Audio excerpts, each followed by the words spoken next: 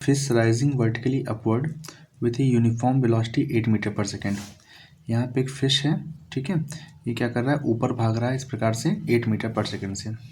Observes that a bird is diving vertically downward toward the fish with velocity 12 metre per second. अब ये मछली जो है, यहाँ पे एक चिड़िया है, उसको देख रहा है कि वो आ रहा है 12 मीटर पर सेकेंड से।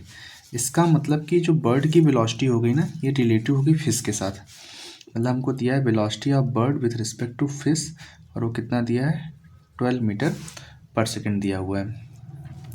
कह रहा है if the refractive index of water is 4/3, ठीक है, उसमें कोई दिक्कत नहीं, 4/3 होता ही है। Then the actual velocity of the diving bird to pick the fish will be. इसका मतलब ये हो गया कि ये जो बर्ड की वेलोसिटी दिया है, ये अपेरेंट हाइट के साथ दिया हुआ है। तो हमें तो पहले ये रियल हाइट पता करना पड़ेगा कि एक्चुअली बर्ड कितनी ऊंचाई पे है। तो अगर फिश देख रहा है बर्ड को, ठीक है, अगर जो मछली जो है वो बर्ड को देख रहा है, तो पहली बात तो उसको दिख कहाँ रहा है।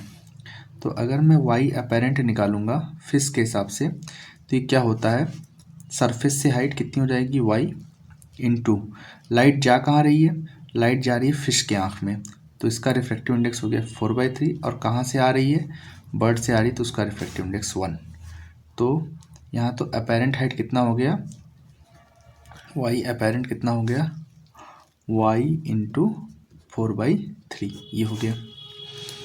अच्छा, अब कुल दूरी कितनी हो गई, तो कुल दूरी को हम लोग मान लेते हैं वाई डैश।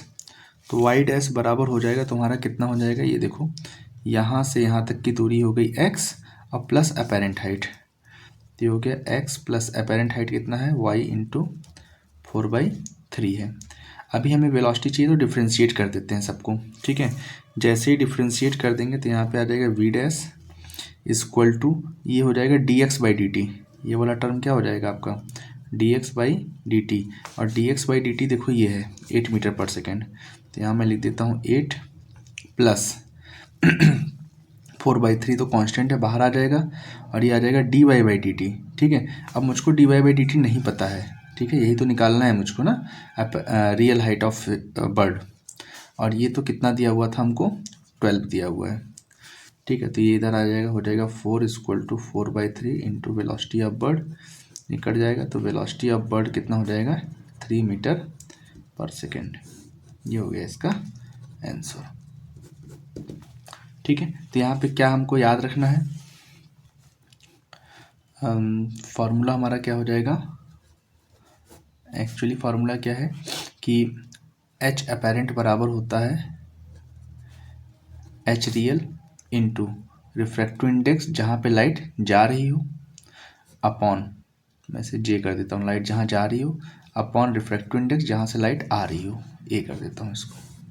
तो ये बात याद रखना है, तो इससे सवाल लग जाएगा ये, ठीक है।